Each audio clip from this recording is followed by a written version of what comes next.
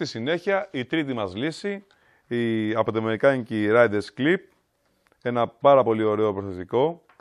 Να το ανοίξουμε λοιπόν, να το δούμε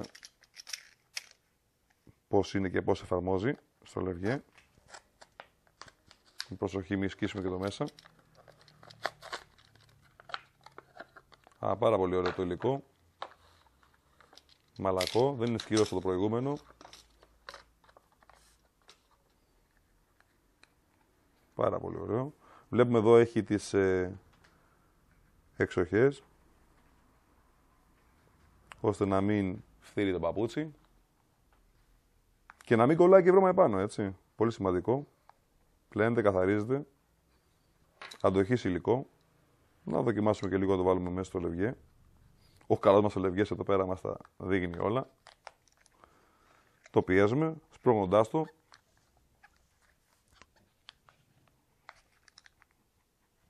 Θέλει λίγο προσπάθεια παραπάνω αυτό, αλλά για να μπει σωστά και να εφαρμόσει. Πάρα πολύ ωραίο. Βλέπουμε εδώ πέρα μπήκε, εφάρμοσε και μας κάνει τη δουλειά που θέλουμε.